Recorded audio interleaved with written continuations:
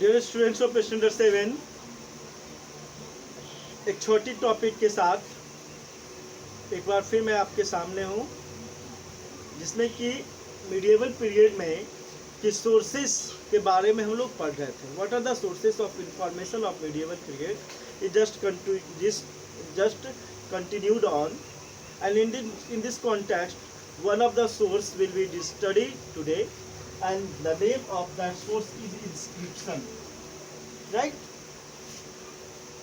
Inscription actually होता क्या है? ठीक है, आप देखते हो कि पत्थरों आदि पर जो काट के डिजाइन करके बनाया जाता है. ठीक है, पत्थरों पे जो फ्लावर्स आदि बनाते हैं, पत्थरों को काट करके, उसको हम इंस्क्रिप्शंस कहते हैं. चाहे मेटल्स आदि पर लिखने का काम हो, ठीक है, मेटल्स पे, स्टोन पे, उसके बाद लेड पे, ये सारा पर जो लिखने का जो प्रोसेस होता है उसको हम इंस्क्रिप्शन कहते हैं. हम लोग देखते हैं क्या है कि epigraphy is the study of inscription. Inscription की स्टडी करने का जो मतलब ब्रांच है उसको हम क्या बोलते हैं? उसको हम एपिग्राफी भी के नाम से भी जानते हैं. Epigraphy is the study of inscription. Right? What just happened? This is a reliable source of history.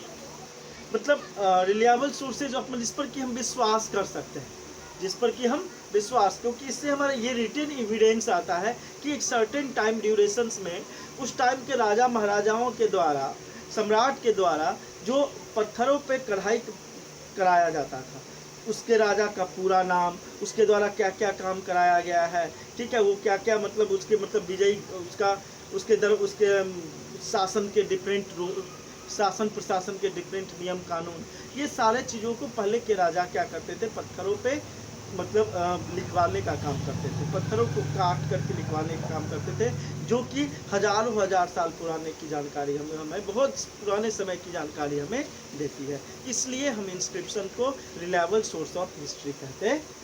ठीक है, क्योंकि ये पूरी तरह से आप कह सकते हो कि मतलब प्रूफ बेस्ड होगा.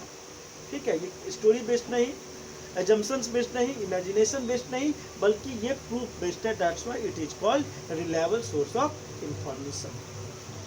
कहता है they are engraved on stone. Actually क्या इंस्क्रिप्शन क्या होता है? पत्थर पे या टैबलेट्स, पत्थरों का जो छोटा छोटा टुकड़ा होता है, स्लाइस बना करके, उस टैबलेट्स पे, चाहे मेटल के प्लेट्स पे, पिलर्स पे, ठीक है, दीवार मतलब जो गुफाएं आदि थी, गुफाएं के दीवार आदि पे, ठीक है, उस पर डिफरेंट लैंग्वेजेज में, डिफरेंट प्लेसेस पे और different time places, different time period में, एक डिस्ट्रिक्ट एक डिफरेंट टाइम पीरियड में डिफरेंट प्लेसेस पे इस तरह की डिजाइन की जाती थी, इस तरह की रिटन वर्क कराया जाता है, इस तरह से इनग्रेविंग किया जाता था. ठीक है, कहता है this inscription gives details about the political and religious activities of that time. इस तरह के इंस्क्रिप्शन से एक सर्टेन टाइम ड्यूरेशंस में रूलर्स के द्वारा क्या क्या पॉलिटिकल एक्टिविटीज उनके यहाँ होती थी, क्या पॉलिटिकल मतलब राजनीतिक कार्यकलाप, राजा कैसे राज करते थे, उनके क्या नियम कानून होते थे, उनके दरबार के क्या नियम होते थे, ज़मीन के बदले टैक्स लेने का क्या प्रक्रिया होता था. इस तरह के पॉलिटिकल या रिलीजियस एक्टिविटीज वहाँ पर जो होता था, धार्मिक क्रियाकलाप, उसकी भी सारी मतलब डिटेल्स उस पत्थरों पे उनके द्वारा खुंदवाया जाता था.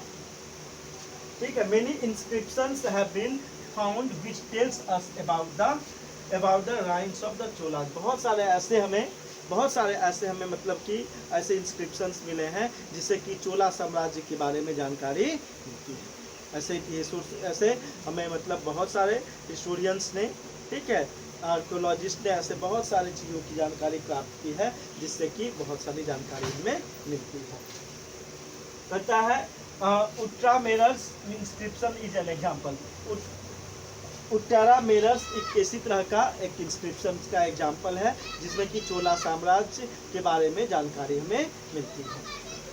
कहता है the reign of Bengal sultans have been established by studying inscriptions alone.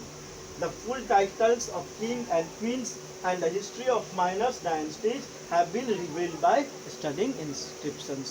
बहुत सारे मतलब यही बात, इसी का सेंस यही हुआ कि बहुत सारे रूलर्स के बारे में ऐसी जानकारी हमें मिलती है इंस्क्रिप्शन से.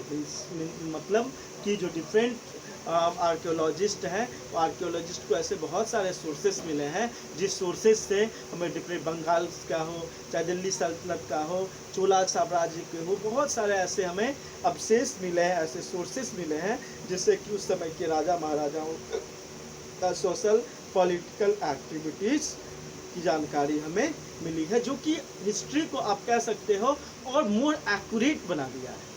मतलब कहानियों पर आधारित, तो इतिहास में बीती हुई कहानियों का केवल संग्रह नहीं, बल्कि बीती हुई कहानी का प्रूफ बेस्ड कलेक्शन आप कह सकते हो। तो इंस्क्रिप्शंस जो है मिडिएवल सोर्सेस का बहुत सारी जानकारी हमें प्रोवाइड करती है। तो डियर स्टूडेंट्स, अगले वीडियोज में हम लोग एक नए टॉपिक, मतलब क्वाइंस कैसे मिडिएवल सोर्सेज का एक एग्जाम्पल था, मिडिएवल सोर्सेज का कैसे एक इम्पॉर्टेंट फैक्टर था, उसको हम लोग देखेंगे। तब तक के लिए thank you, bye bye, have a nice day.